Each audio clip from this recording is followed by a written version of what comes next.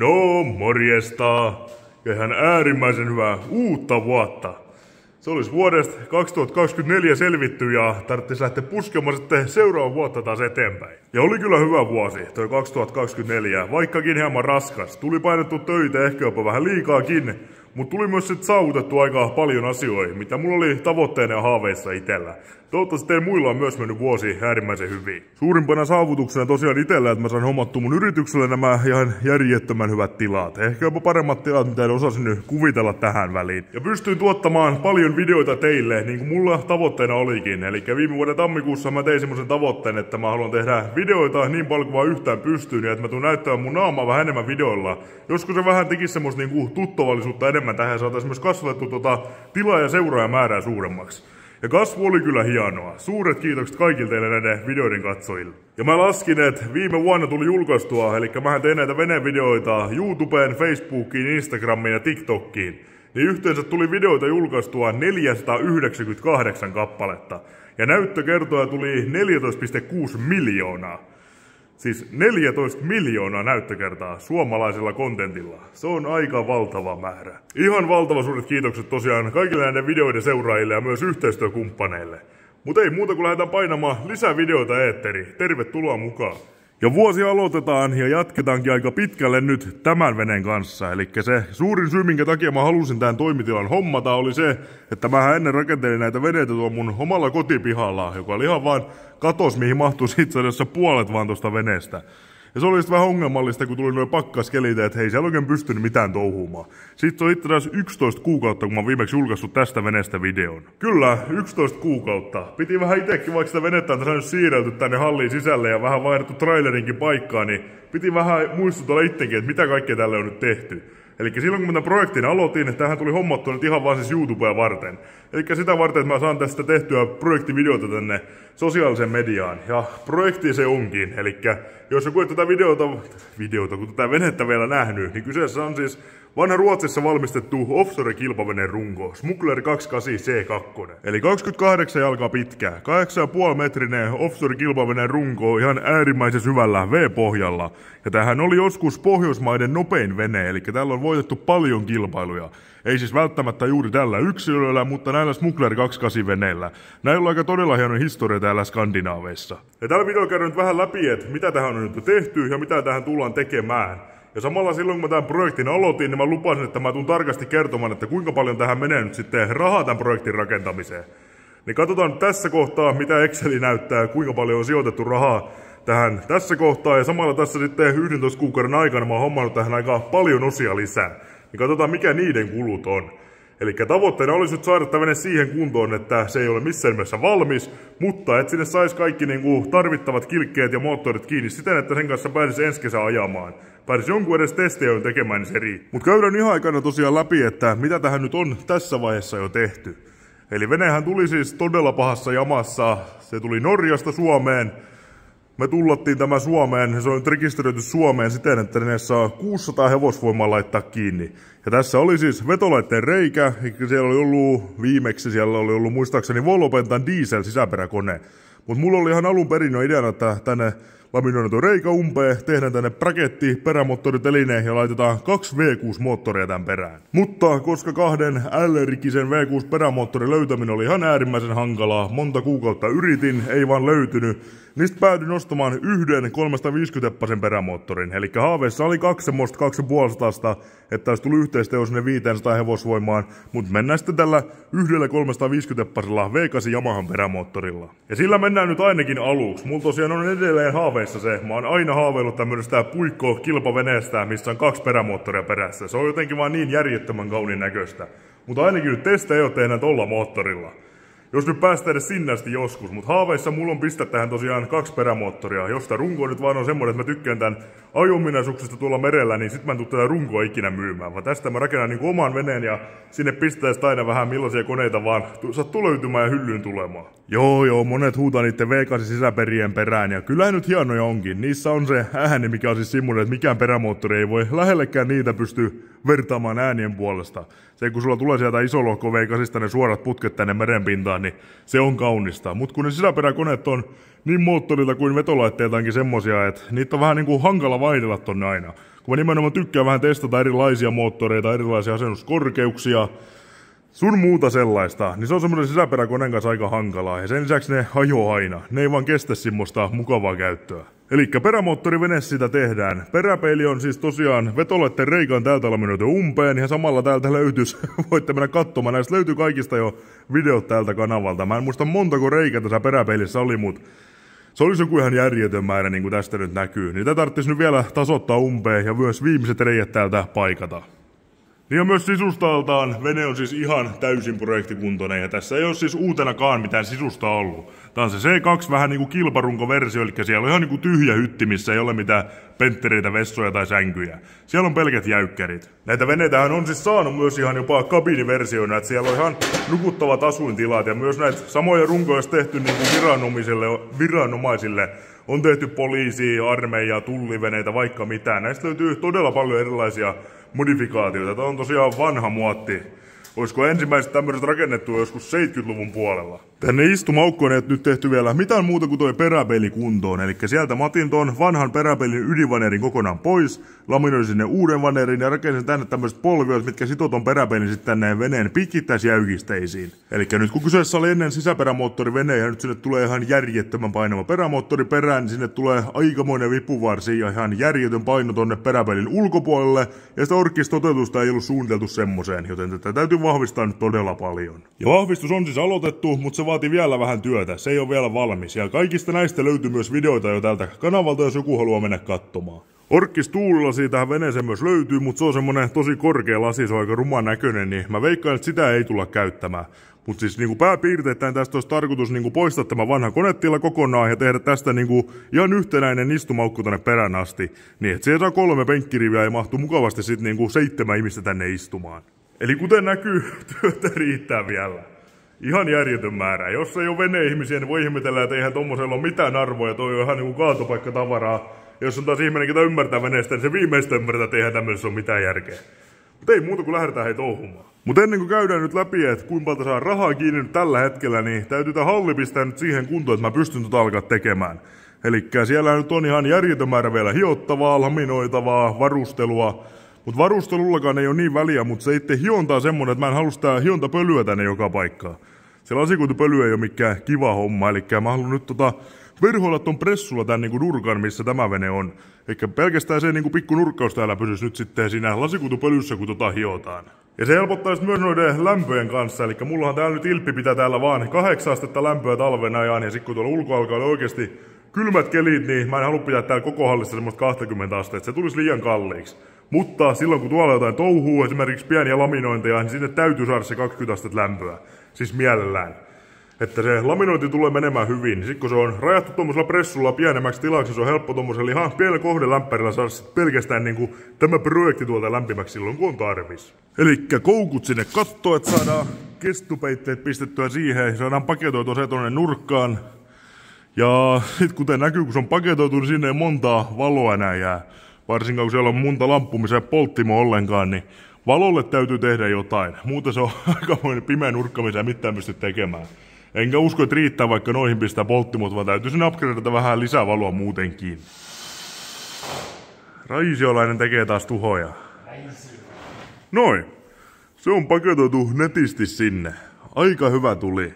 Eli siinä on nyt 3 x 5 metriä pressua, eli täällä on kattokorkeus se 305, niin se ihan me alas asti. Mutta veikkaan, että toi ei haittaa yhtään mitään. Mä miettisin itse, että mä olisin pistänyt sinne niinku jonkun kakkoselausen tai puun roikkumaan nippuista täällä tonne, mikä samalla niinku pitäisi ton vähän niinku paikallaan ja tukkisi ton alareijän, mut enpä tiedä, onko semmosella tarvetta. Ja mä ruuvasin ihan vaan tonne kattoon tommoset lenkit, mihin pressu tuli nyt sitten nippusitellä kiinni. Aika hyvä tuli, ja valkoinen väri on hyvä, se ei millään tavalla tee tätä niinku ahdistava näköiseksi, vaan ehkä jopa valaise lisää tätä tilaa. Ja tänne täytyy laittaa sitten vielä joku yksi pienempi pressu ihan vaan tästä matalasta katosta alasin, siitä on samalla sitten kulku tänne remonttitilaan. Ai että toi nätti vene, mä en malta odottaa, että sen kanssa pääsee ajamaan. Ja tosiaan nuo pohjan muodot. Vanha kilpavene, ihan puhdas jyrkkä V-pohja. Se tulee olemaan semmonen, että aivan sama millainen aallokko on, niin tää menee nätisti. Mutta tosin tommonen vähän niinku vanha-aikainen jyrkkä V-pohja, vaikka se sitten alkossa nätisti meneekin, niin se tekee sitten samalla sen, että se ei ole mikään niinku kauhean kevyellä teholla menevä vene. Eli tää ei tule vaan mikään semmonen niinku talousihme polttoaineen kulutuksen kannalta. Mut aallokkoa tää ei pelkää. Mut pressuvirityksestä tuli kyllä hyvä. Mä oon jopa tyytyväisempi. Mä pelkäsin, että tästä tuli ihan semmonen niinku kolkkotila. No kyllä se nyt pimeä vielä onkin, kun täällä ei ole valoja, mut mä veikkaan, että tässä on kyllä aika hyväkin touhuta. Toi ei niinku haittaa mitään itse tekemistä tossa noin pressut, niin valoja vaan vähän lisää. Ja kiitokset ei Strömmille ja Tornarille. Mulla oli tosiaan 2 kaveria tässä auttamassa, kun pistettiin noita pressuja tonne kiinni. Oli ihan hauska sama rupatella pitkästä aikaa. Ja tommosia samanhenkisiä kavereita, kun mäkin tykkää värkätä, niin sieltä tuli hyvin vinkkejä tohon ilmanvaihtoon ja valaistukseen sun muuhun liittyen. Mulla on tosiaan tuolla kotitallissa jo ostettuna semmonen 10 metri pitkä työmaa LED-valo, mut sitä ei tähän kattoon saa mitenkään fiksusti, kun ne lamput menee tommottiin, mut sieltä tuli Strömmiltä hyvä idea, että jos sen pistäisi niinku 5 tohon IV-kanavaan puhaltamaan tänne sitä valoa, niin mä veikkaan, että se on aika hyvä ja nätti. Sitten se ottaa niinku tuohon veneen kylkeen ja samalla tonne veneen sisään, niin se on varmasti riittävää pelkästään niillä. Tietty sen jälkeen sit kun lisää noihin vielä noin polttimot. Mut joo, semmoista venettä lähdetään nyt värkkäämään sitten eteenpäin tän kevään aikana. Tai ehkä tää on nyt talvea vielä, mut ei tätä ihan talven aikana ajokuntoon saada, että kyllä siinä menee toi kevät myös. Joo, käydään sitten vähän läpi tuota kulupuolta. Mä itse seuraan paljon esimerkiksi Jenkkilässä, kun ihmiset tekee veneprojekteja, ja mua aina ärsyttää se, kun ihmiset ei puhu rahasta. Mun mielestä se tuo siihen videolle nimenomaan kiinnostusta, paljonkin kiinnostusta lisää, kun joku tämmöisen itse jaksaa rakentaa, että näkee, miten paljon siihen materiaaleihin menee silti rahaa, vaikka kaiken työn tekee ihan itse. Ja täytyy aina muistaa se, että kun ne rahat pistää johonkin tämmöisen kiinni, niin pelkästään se, että kun tämmöisiä remontteja tekee, niin se opettaa ihmistä ihan järjettömät määrät. Siis pelkästään se tekeminenkin on jo todella kehittävää. Ja sen lisäksi, kun tämmöisen sijoittaa rahaa, niin ei tästä nyt välttämättä omiaan pois koskaan saamaan, mutta ei ne rahat missään nimessä mene ojaan. Jotkut ihmiset esimerkiksi ryyppää kaikki rahansa viikonloppuisin baareissa, niin onhan tämä aika paljon järkevämpää. Ja täytyy muistaa myös se, että tämähän ei ole vaan, että mä rakennan täällä itselleni jotain venettä ja kuvaan siitä videoita, vaan omalta osalta, että vene on ostettu suurimmaksi osaksi sen takia nimenomaan, että mä pystyn tuottamaan sitä videoita. Eli tää on mun yrityksellä samalla vähän niinku työkalu. Ilman tätä mä en pystyisi kuvaamaan videoita, vaan mä kuvaisin tyhjää hallia täällä pressujen sisällä. Mut katsotaan sit missä mennään kulujen kanssa. Elikkä pelkkä veneen runko. Siinä on nyt kiinni 5000 euroa. Runko tuli tosiaan Norjasta Suomeen. Me ostettiin tää ihan suomalaiselta henkilöltä. Hän oli sen fyysisesti jo tuonut Suomeen, mutta meille jäi sitten veneen oston jälkeen veneen rekisteröintiin sekä tullaus Suomeen, koska Norjahan ei kuulu EU-maahan. Jos esimerkiksi Ruotsista hakisi venettä, niin ei tarvitsisi tullia miettiä ollenkaan, mutta nyt kun se oli Norjasta, niin tälle piti tehdä myös tullaus. Eli itse veneen rungon ostohinta, tullaus ja kuljetukset, että saatiin se tänne Naantalin Rymättylään, niin siihen on nyt kiinni sitten aika tasan 5000 euroa. Joka on oikeastaan aika perinteinen hinta, jos miettii niin tämän koko luokan tämmöistä vauhtivenettä, mikä on niin näin pahassa kunnossa Suomessa, niin ne pyörii yleensä siinä 5000 nurkilla. Ehkä jopa hieman alempana, koska nämä ei Suomessa mekaan hyvin kaupaksi. Ne on tietty tämmöisiä ei kauheasti ole täällä tarjolla. Mäkin tämmöistä isompaa vauhtivenen runkoprojektia etsisin ihan järjettömän monta vuotta ennen kuin tämä tuli vastaan. No eikä tämäkään periaatteessa ollut Suomesta. Niin Suomesta tulee tämmöisiä aika vähän, niin siinä mielessä tämmöistä hinnat voi täällä Suomessa nousta aika isoksikin välillä, mutta sitten toisaalta välillä, jos on joku vähänkin työläinen projekti, niin se on ihan sama minkä hinnan siihen pistää, niin se ei vaan mene kaupaksi. Et se vähän riippuu kanssa, että millaisen ostajan semmoisen löytää ja mikä yksilö on kyseessä. Seuraavana tuli ostettua sitten traileri. 1800 euroa meni siihen. Traileri tuli ostettua ihan Suomesta käytettynä, eikä tää oli Fountain 31 alta. Tän trailerin kanssa oli Ruotsista myös tuotu 31 Fountain, varmaan semmonen center-konsoli, kun 31-jalkainen kerran on. Niin, tää oli sit aika äärimmäisen hyvän kokoinen just tälle 28 veneelle, mihin tulee sitten breketti ja perämoottori. Lähettiin tätä heti sitten noutamaan, mutta tässä ei ollut mitään sivutukia silloin valmiina. Ei kun oli itse asiassa, tässä oli semmoiset 2 punkpediä jenkkityyliin. 2 sivuilla. Me laikattiin ne pois, hitsattiin tonne keskelle palkit, sinne kölirullat ja tehtiin tänne sivulle sitten tommoset sääryt, että saatiin tänne kölirullat, koska toi on mun mielestä aika paljon näppärämpi. Mä ite välillä tiputtelen näitä veneitä pois trailerilta pukeille ja säätelen näiden kanssa miten vaan, niin semmonen punkpe-traileri ei mulle hyvä, vaan täytyy olla nimenomaan rullatraileri. Mä en nyt muista mikä ton pelkästään traileri itsessään, se on ihan järjettömän vahva, kuten näette, mutta ei missään kauniissa kunnossa. Eli sehän on ilman maalia ollut, niin siihen on tullut tommonen hieno pintasuojaruoste. Jos ton nyt tosta hiakka puhaltaisi ja maalaisi, se olisi aika paljon nätimpiä, mutta kaikki laakerit ja renkaat ja tämmöistä oli ihan fiksussa kunnossa, niin se oli joku hieman yli tonni, mitä tästä maksettiin, ja sitten kaikki kölirullat ja vehkeet maksoi siihen muutamia satasia päälle, niin 1800 euroa on siinä nyt tällä hetkellä kiinni. Seuraavana sitten toi perämoottori. Eli perämoottori on siis toi Yamahan F350 5.3 litrinen V8 perämoottori, johon tehtiin juuri huoltoja. Sen huoltovideot löytyy tältä kanavalta, jos jotain kiinnostaa mennä katsomaan. Eli oman aikakautensa maailman suurin ja tehokkain perämoottori. Tässä koneessa on nyt siis kaikkinensa kiinni 17 100 euroa. Ja se ei ole siis pelkästään moottorin hinta, vaan tämä kone tuli Ruotsista. Eli siinä on moottorin hinta, kuljetuksen hinta.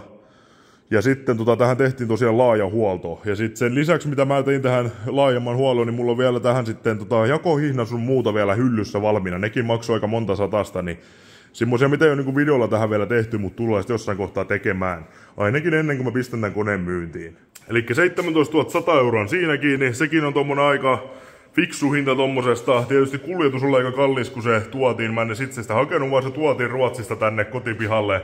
Ja sitten huolto-osat tietysti maksoi aika paljon tuohon, ne on aika kalleja, kun siihen tuli tehty nyt oikeasti laaja huolto, että vaihdetaan vähän niin kuin tommonen 500 tunnin huolto siihen nyt jo, vaikka siellä on ajettu kuin muistaakseni joku 300 tuntia.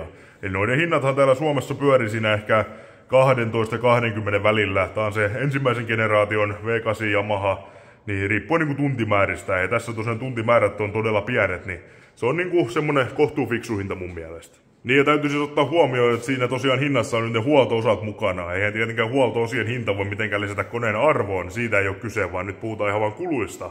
Niin tähän koneeseen on nyt mennyt 17 100 euroa kaikkinensa. Seuraavana sitten ohjaus, eli hydraaliohjaus, sitä en nostanut uutena, vaan se on ihan vähän käytettynä. Mulla on se yhdessä jenkkiveneessä jo ennen kiinni, irrotin sen sieltä hyllynä, se tulee nyt tähän veneeseen, niin arvioisin, että sen arvo tällä hetkellä, kun se on käytetty, olisi 700 euroa. Sitten trimmitasot, Bennettin vanhat trimmitasot, ne on myöskin sitä samasta vanhasta jenkkiveneestä. Arvioisin, että sen kokonaisen setin arvo olisi 300 euroa tällä hetkellä. Sitten vaneerit, mitä meni ton peräpeliremontointiin ja noiden jäykkäreiden teko, mitä sinne nyt on tehty. Ja sitä vaneeri on tosiaan vielä jäljellä. Sitten tullaan tekemään myös sit poikittaislaipioita sun muuta, mitä sinne vielä tulee, niin niihin on tässä kohtaa mennyt 250 euroa. Sitten luitemuovit, eli lasikuudut, kun on peräpeiliä sieltä rempattu, hartsit, lasikuitumatot sun muut, niihin on tällä hetkellä mennyt 850 euroa. Mutta nämä myöskään ei ole vielä kaikki tuolla veneessä kiinni, eli materiaali löytyy vielä hyllystä. Sitä varten, kun lähdetään nyt jatkamaan, mutta missä nimessä toi määrä ei tule siis riittämät saadaan toi maaliin asti. Tarvikkeet noin 140 euroa. Eli tarvikkeisiin mä oon pyrinyt ottamaan kaikkia niinku hiomalaikkoja, pensseleitä, kaikkea tämmöistä, mitä nyt on mennyt tommoista perus niinku työkalutarviketta. En oo siis laskenut tähän mukaan mitään uusia työkaluja, mitä täytyy muuten ostaa, tai tilan sähköjä, kulutuksia tai tämmöisiä. Saatikaan tuntihinta itselleni, en missään nimessä, vaan ihan vaan tämmöisiä niinku tarvikkeja ja materiaaleja, mitkä on niinku, menee tähän veneeseen kiinni ja on niinku pakollisia, että tän saa maaliin. Tietysti työkaluja sen tarvii myös, mutta ei mitään järkeä, jos semmoisen lähteä tämmöiseen listaan ottamaan ylös, kun niitä samoja työkaluja voisi käyttää muissakin projekteissa samalla, niin ne ei ole niinku projektin kuluja mun mielestä. Nämä kaikki kilkeet oli siis semmoisia, mitkä mä ostanut joskus kauan sit jo, eli ne oli mukana jo siinä vuosi sit videolla, kun mä oon viimeksi tästä veneestä tehnyt videoita. Mutta mitä on nyt sit tullut hankittua lisää sen jälkeen, niin yksi näistä palikoista on tommonen niinku ihan järjettömän kaunis, siis todella hieno palikka. Ja ne löytyy nyt sitten tästä. Ensimmäisenä on siis polttoainetankki. Se on oli hankala löytää tähän veneeseen, mä oon semmoista koittanut etsiä. Mut nyt semmonen löytyisi siitä hyvää hintaa, mut Kyllä, se on tosiaan 96 litrainen, eli mitä toi Yamaha V8 mahtaa täydellä kaasulla viedä?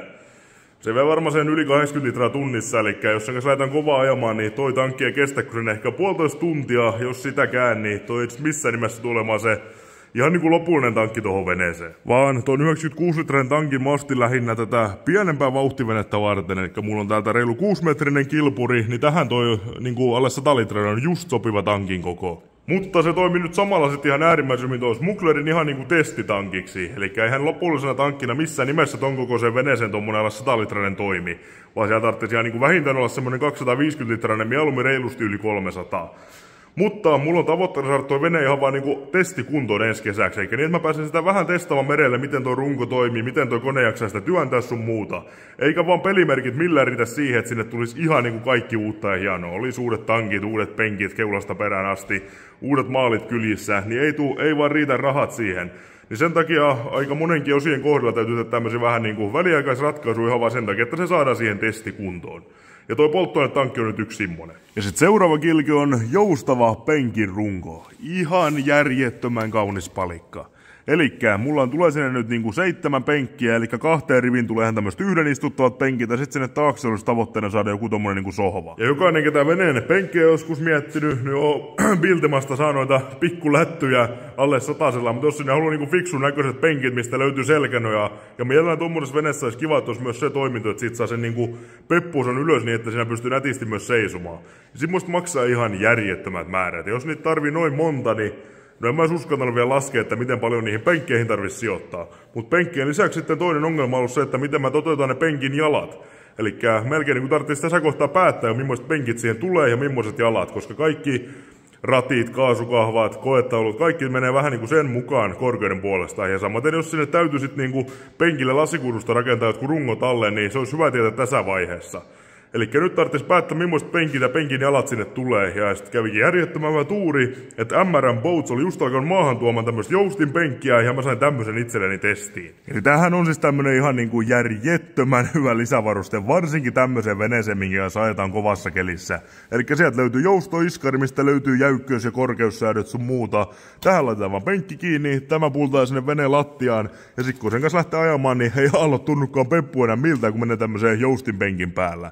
Tämä on siis ihan järjettömän hieno varuste. Jos et ole ikinä venettä ajanut, missä tämmönen on, niin kannattaa jollain tavalla vaikka messuilla mennä semmoista koeajamaan. Toi on nimittäin semmonen varuste, että sikko tohon tottuu. Aluksi se tuntuu ehkä jopa vähän omituiselta, kun sun pitää niinku ratista pitää kiinni ja peppuminen ylös alas. Mutta sen jälkeen, kun tommosen tottuu kovassa kelissä, niin ei oikein pysty kuvittelemaan, että miten enää pärjää ilman. Ja mä pahoin pelkään nyt, kun mä tämmösen testikäyttöön sain, ja mä tämmöstä lähden ton venen kanssa kokeilemaan, eli mä pistän tämän nyt sinne kipparin penkin alle. Niin mä veikkaan, että on niin ihana, että tämmönen täytyy ainakin ostaa toinen sitten myös kartturille, ja tälle korkeudelle ne penkit sinne nyt tulee. Täytyy nyt vähän mallata, että josta on hieman liian matala, niin täytyy joku pieni lasikuitukotelo tehdä myös tämän alle. Mutta ainakin kipparin penkin toteutus on nyt sitten selvillä. Jos joku on miettinyt, että haluaa lähteä myös oman veneeseen havittelemaan tällaisia, niin MRM Boats tosiaan alkoi maahan tuomaan tällaisia kilkkeitä. Ja tossa löytyy yhteystiedotus, jos haluaa itselleen lähteä tällaisia havittelemaan. Tämän hinta oli tosiaan, se oli 1700 ja 1800 euron välissä sisältäen alvin. Ja on siis nätti palikka. Tosiaan täällä ei paljon niinku hitsisaumoja ole, vaan kaikki on toteutettu vähän niinku pulttiliitoksilla, eli ei lähde nitkumaan auki. Ja on kaunis ja väkevän oloinen palikka. Mä veikkaan, että toi tulee kestämään jopa mun painon, ja se on sit jo paljon. Mutta mä vähän pelkään, että toi tulee tosiaan olemaan niinkin kaunis ja mukava kilke pepun alla, että noit tulee väkisinkin ostettu sit muutama myös lisää. Mut katsotaan, kun saadaan toi keväällä tai viimeistään kesällä testiin. Mut tosiaan tankki ei nyt tuu pysyvästi tähän veneeseen ja penki alkaa ihan vaan testikäytössä, niin mä en nyt näiden kuluja laske mitenkään tuohon Excelin mukaan. Mutta tämä palikka. Eli perämoottor bracket. Mä halusin tähän tehdä perämoottorikonversion, eli sisäperäkone otettiin pois ja tänne peräpeilin tulee nyt sitten perämoottori. Ja en halunnut lähteä tekemään tänne mitään konekaukoloa, vaan mä jopa tykkään sitä ulkonäöstä, kun tänne tulee tommonen erillinen braketti taakse ja perämoottori tulee sitten sen päälle. Eli sillähän saa sit suoraan, se ei ole rungon jatke, vaan se on vähän niinku setback, niin sillä saa myös sen setbackin etuja samalla, eli se tulee vähän niinku porras ennen kuin sitten perämoottori sitten täällä. Niin se perämoottorin hyötysuhde kasvaa silloin huomattavasti paremmaksi. Jos menette esimerkiksi katsomaan moderneja ja nopeita veneitä, niin niissä on tuolla rungossa jo valmiina vähän niin kuin tehty sellainen porras. Ja bracketin mulle valmisti alumiinista VD Steelworks. Ja tästä tuli siis ihan järjettömän hieno. Tää on siis niin kaunis kohollaan voimaan tähän superisti enemmän kuin tyytyväinen. Ai että. Miettikää miltä näyttää veneen perässä ja siihen tuo iso V8 Yamaha perään kiinni. Tosiaan VD Steelworks on siis firma, joka tekee tuolla Loviisassa kaikkea rosterista ja alumiinista. Siis ihan kaikkea. Ihan järjettömän hienoja veneitä esimerkiksi viranomaisille, mitä vaan kilkettä. Niin he teki tämän bracketin mulle. Mulla oli tämä valmiiksi jo suunniteltuna.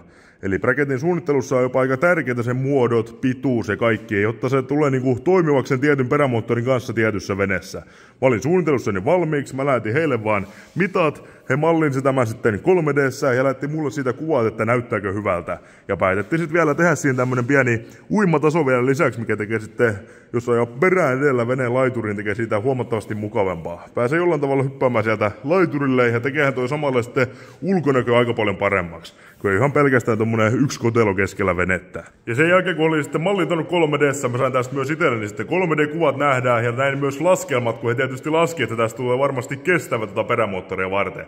Mä voisin nekin laittaa tähän videolle mukaan, se oli aika siistiä. Ainakin tämmönen insinööri tykkää aina katsoa kaikkea tämmöstä. Mutta täytyy sanoa, että tämän kohdalla homma sujus heidän kanssaan ihan äärimmäisen hyvin. Ja tämä lopputulos olisi siis ihan niinku paljon parempi, mitä mä osasin edes kuvitella. Tää on siis niin järjettömän kaunis palikka. Ja mä päätin itse nyt sitten valkoisen värin ja mustan tämän pellin tänne päälle, koska mun mielestä tää on semmonen, että sopii niinku hyvin, kun mulla on ihan vielä tiedossa, että mikä ton veneen väri tulee sitten lopullisesti olemaan, niin tämmönen väriyhdistelmä mun mielestä sopii niinku minkä vaan värin kanssa.